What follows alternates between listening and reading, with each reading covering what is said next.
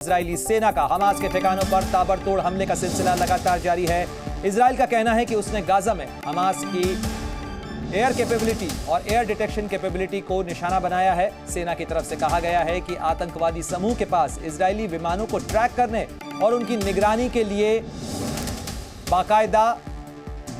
उपकरण मौजूद थे और उस स्ट्रिप के पार सौर वाटर हीटर के अंदर छिपाकर इन कैमरों को रखा गया था और इसका पूरा नेटवर्क मौजूद था। तो देखिए किस तरीके से हमास ने ये कैपेबिलिटी, ये क्षमता विकसित कर ली थी कि वो इजराइल के लड़ाकू विमानों की पहचान कर सकता है और उन्हें ट्रैक कर सकता है।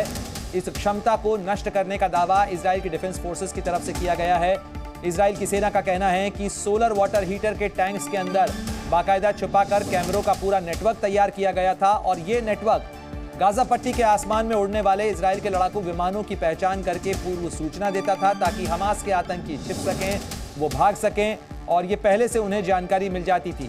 तो इजराइल की सेना की तरफ से दावा किया गया है कि उसने हमास की इन क्षमताओं को नष्ट किया है। 3 तस्वीरें आपको बता रहे हैं इजराइल और हमास के बीच लड़ाई जहां चल रही है और ऐसे में फिलिस्तीन एडमिनिस्ट्रेशन की तरफ से यह कहा गया है कि फास्फोरस बम का इस्तेमाल कर रहा है इजराइल इस लड़ाई के अंदर। साथ ही गाजा पर ताबड़तोड़ हमलों के बाद कुछ इस तरीके से धुएं के उठते गुबार की तस्वीरें अलग अलग इलाकों से देखने को मिल रही हैं।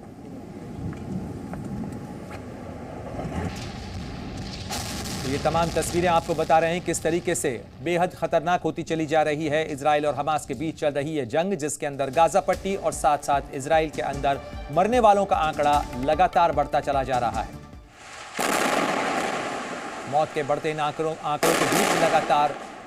गाजा पट्टी के कई इलाकों के अंदर तमाम उन इमारतों को इजराइल की वायुसेना निशाना बना रही है। इजराइल के लड़ाकू विमान लगातार स्ट्राइक कर रहे हैं, हर उस ठिकाने को नष्ट कर रहे हैं जहां पर हमास और उसके नेटवर्क के होने की आशंका है। गाजा पट्टी पर इजराइल की भारी एयर स्ट्राइक बीती रात भी जारी रही और इजराइल की सेना की तरफ से कहा गया कि उसने 24 घंटों के अंदर 450 से ज्यादा हमास के ठिकानों को निशाना बनाया है। साथ ही बीती रात करीब 200 हमास के ठिकानों को निशाना बनाया गया, उन्हें नष्ट किया गया। तो लगातार समंदर से लेकर आसमान तक